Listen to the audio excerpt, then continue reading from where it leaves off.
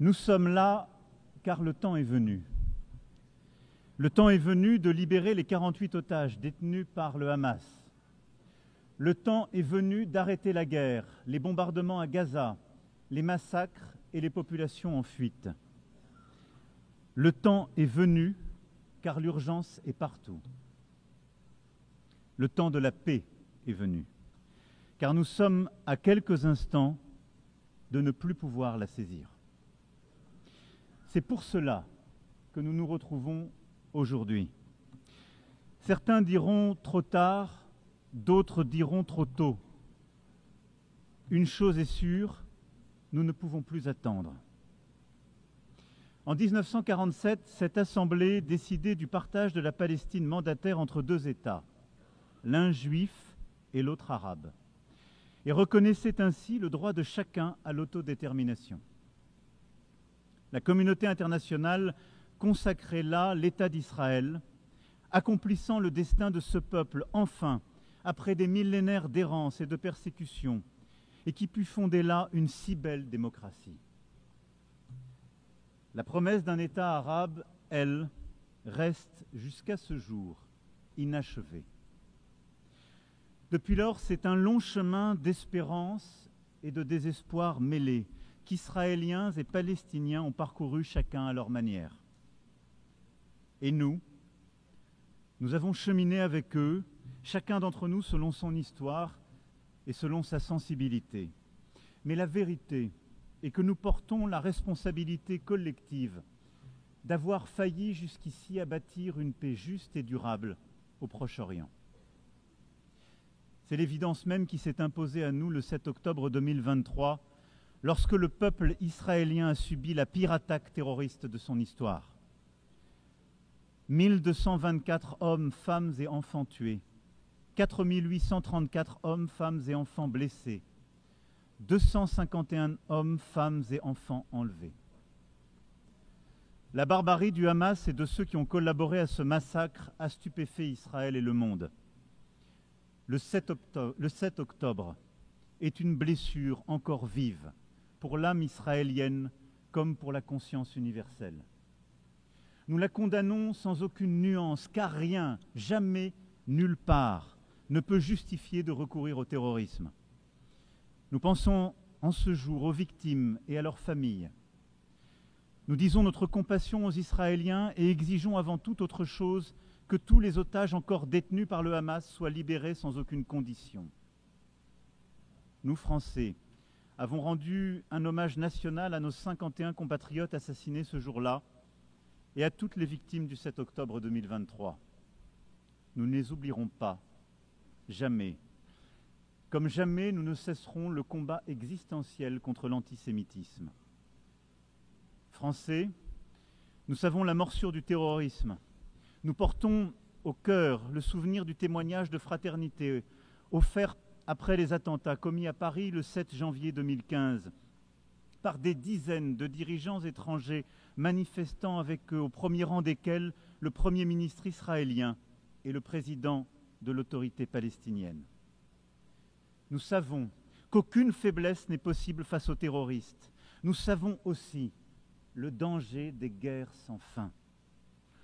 Nous savons que le droit toujours doit l'emporter sur la force. Nous savons enfin de notre histoire que l'attachement à l'universel et à la paix est l'héritage des siècles passés comme la condition du salut. J'affirme cela au nom de notre amitié avec Israël, à qui notre engagement n'a jamais fait défaut, au nom de notre amitié aussi avec le peuple palestinien, pour qui nous voulons que la promesse initiale des Nations Unies, celle de deux États vivant côte à côte en paix et en sécurité, devienne réalité. Or, à cette heure, Israël étend encore ses opérations militaires à Gaza dans l'objectif déclaré de détruire le Hamas. Mais ce sont les vies de centaines de milliers de personnes déplacées, blessées, affamées, traumatisées, qui continuent d'être détruites. Alors même que le Hamas a été considérablement affaibli et que la négociation d'un cessez-le-feu durable reste le moyen le plus sûr d'obtenir la libération des otages. Rien Rien ne justifie plus la poursuite de la guerre à Gaza. Rien. Tout commande au contraire d'y mettre un terme définitif maintenant, à défaut de l'avoir fait plus tôt, pour sauver des vies. Les vies des otages israéliens encore détenus dans des conditions atroces, les vies des centaines de milliers de civils palestiniens accablés par la faim, la souffrance, la peur de mourir, le deuil de leurs proches. Sauver toutes les vies. Car depuis désormais près de 2 ans, c'est bien la négation de l'humanité de l'autre et le sacrifice de la vie humaine qui prévalent. Oui, depuis le 7 octobre, c'est bien la vie de l'autre qui est niée. Nous le disons depuis le premier jour de la guerre à Gaza, une vie vaut une vie. Je le sais, pour avoir pris dans mes bras les familles des otages rencontrés à Tel Aviv puis à Paris. Et je pense à cet instant à la mère d'Eyatar David, otage affamé et montré à la foule par ses bourreaux. Je pense à Nimrod Cohen, otage de 19 ans dont je viens de saluer le père.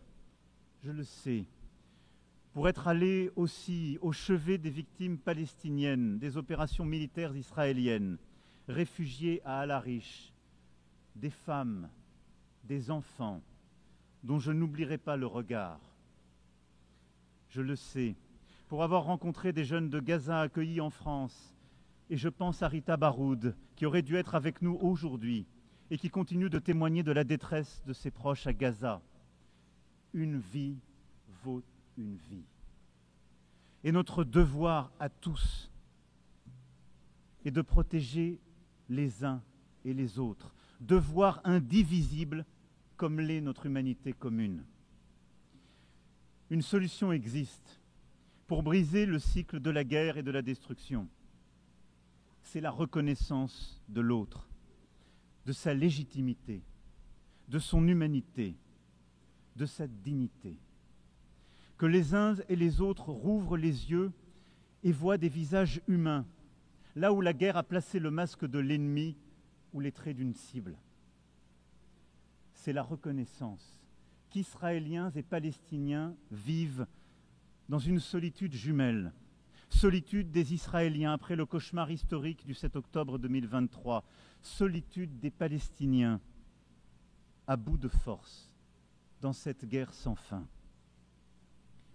Le temps est venu, car le pire peut advenir, qu'il s'agisse du sacrifice de tant d'autres civils, de l'expulsion de la population de Gaza vers l'Égypte, de l'annexion de la Cisjordanie, de la mort des otages détenus par le Hamas, ou des faits accomplis qui changent de manière irréversible la situation sur le terrain.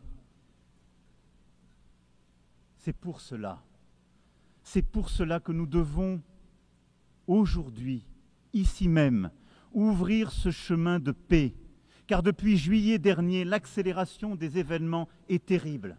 Et au point où nous en sommes, il est à craindre que les accords d'Abraham ou de Camp David soient remis en cause par l'action d'Israël et que la paix devienne impossible pour longtemps au Moyen-Orient. Il pèse donc sur nous une responsabilité historique. Nous devons tout faire pour préserver la possibilité même d'une solution à 2 États, Israël et la Palestine, vivant côte à côte, en paix et en sécurité. Le temps est venu. C'est pourquoi, fidèle à l'engagement historique de mon pays au Proche-Orient, pour la paix entre le peuple israélien et le peuple palestinien, je déclare que la France reconnaît aujourd'hui l'État de Palestine.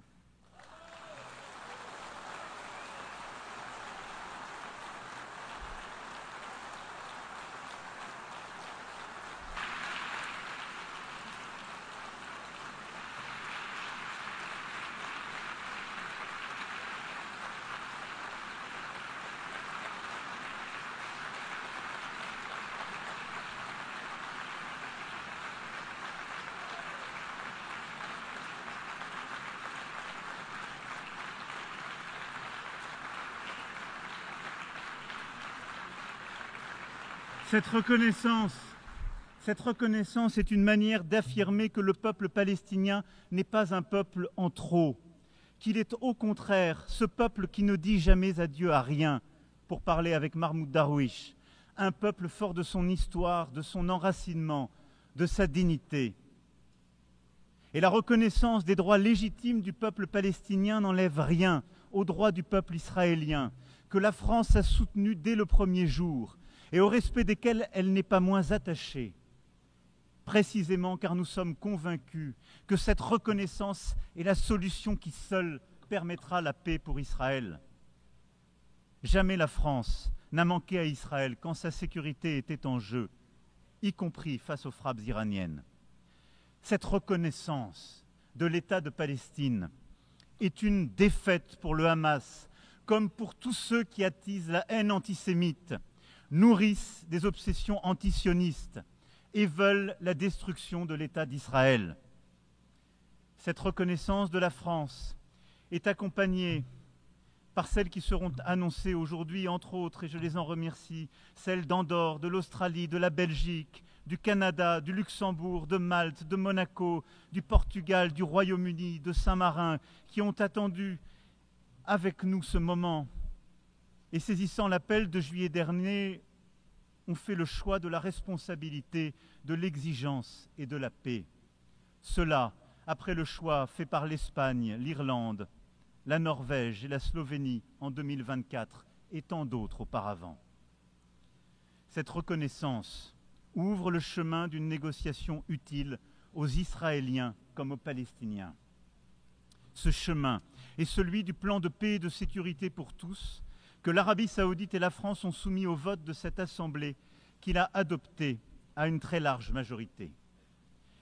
Il porte notre ambition commune de briser l'engrenage de la violence et de changer la donne sur le terrain.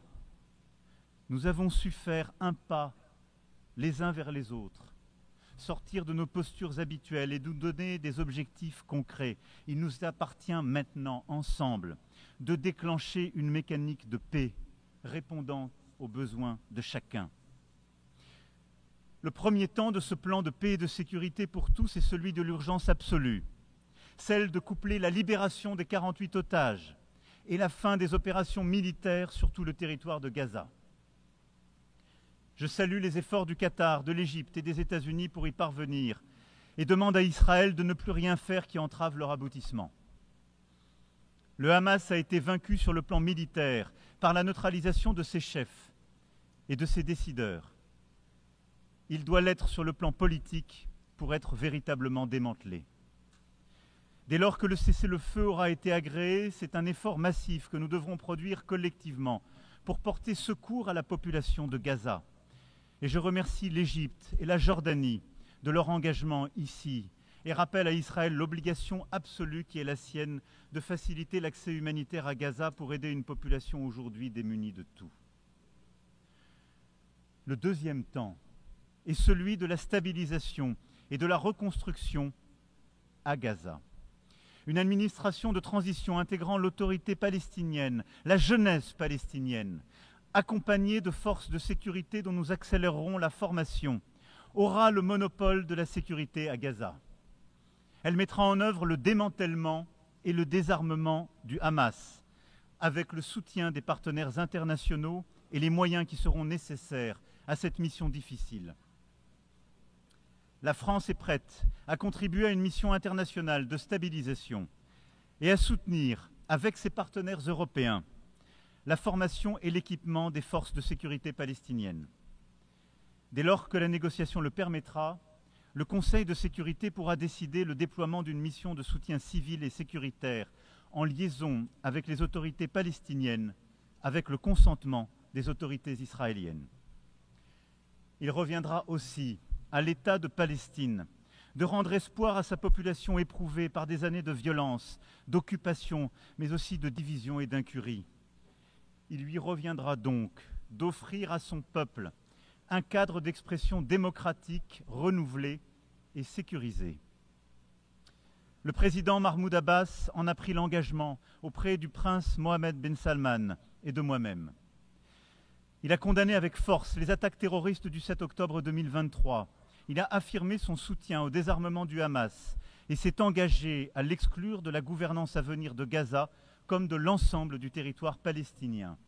Il a affirmé son engagement à lutter contre les discours de haine et a promis une rénovation en profondeur de la gouvernance palestinienne. La France sera attentive à la pleine mise en œuvre de chacun des engagements pris auprès d'elle. Cette autorité palestinienne renouvelée est une condition nécessaire à la réussite de l'indispensable négociation qu'il faudra reprendre pour parvenir à un accord sur chacune des questions relatives au statut final. C'est dans ce cadre aussi que je pourrais décider d'établir une ambassade auprès de l'État de Palestine dès lors que tous les otages détenus à Gaza auront été libérés et qu'un cessez-le-feu aura été établi. L'exigence de la France à l'égard d'Israël ne sera pas moins grande. Avec ses partenaires européens, elle indexera le niveau de sa coopération avec lui sur les dispositions qu'il prendra pour mettre fin à la guerre et négocier la paix. C'est bien grâce à ce chemin que nous obtiendrons un État de Palestine souverain, indépendant et démilitarisé, regroupant l'ensemble de ses territoires, reconnaissant Israël et étant reconnu par Israël, dans une région qui connaîtra enfin la paix. J'attends aussi de nos partenaires arabes et musulmans, qui ne l'ont pas encore fait, qu'ils tiennent leur engagement de reconnaître l'État d'Israël et d'avoir avec lui des relations normales dès lors que l'État de Palestine aura été établi. Ainsi ferons-nous ensemble la démonstration d'une double reconnaissance au bénéfice de la paix et de la sécurité de tous au Proche-Orient. Voici, mesdames et messieurs, quel est notre plan de paix. Il établit un engrenage exigeant pour sortir de la guerre et entrer dans une phase décisive de négociation. Il permet que la paix israélo-palestinienne soit le premier pilier d'une nouvelle architecture de paix et de sécurité au Proche et Moyen-Orient. Il crédibilise aussi la possibilité d'une plus grande intégration économique. Rien ne sera possible sans que les autorités israéliennes s'approprient pleinement notre ambition renouvelée de parvenir enfin à la solution des deux États. Je sais leur réticence et leurs craintes. J'entends avec beaucoup de respect le peuple israélien, sa tristesse et sa fatigue. Et je veux croire que les autorités israéliennes l'entendront également et sauront s'engager à leur tour. Je sais que le peuple israélien et ses dirigeants peuvent en avoir la force. Je me souviens du jeune homme que j'étais, apprenant l'assassinat terrible d'Yitzhak Rabin, il y a près de 30 ans, tué pour avoir voulu la paix. Au moment où la mort allait le ravir, le guerrier héroïque de l'État d'Israël venait prononcer ces mots. « J'ai fait la guerre aussi longtemps qu'il n'y avait aucune chance de faire la paix. » Cette chance existe, là, aujourd'hui. 142 États proposent cette paix, main tendue, prête à être serrée. Alors oui, le temps est venu d'arrêter la guerre à Gaza, les massacres, la mort, tout de suite. L'urgence nous le commande. Le temps est venu pour Israël de vivre en paix et en sécurité, de la Galilée à la mer Rouge, par la mer Morte, par le lac de Tibériade et par Jérusalem. Le temps est venu de ne plus discuter nulle part l'existence d'un État d'Israël et d'en faire une évidence. Le temps est venu de rendre justice au peuple palestinien et ainsi de reconnaître un État de Palestine, frère et voisin, à Gaza et en Cisjordanie et par Jérusalem. Le temps est venu de chasser de ces terres le visage hideux du terrorisme et de bâtir la paix. Oui, bâtir la paix, c'est ce qui nous rassemble ici. Et telle est l'espérance qui peut se construire, alors que pour certains commence une année nouvelle. C'est un choix à faire, et c'est notre devoir. La paix est beaucoup plus exigeante, beaucoup plus difficile que toutes les guerres. Mais le temps est venu.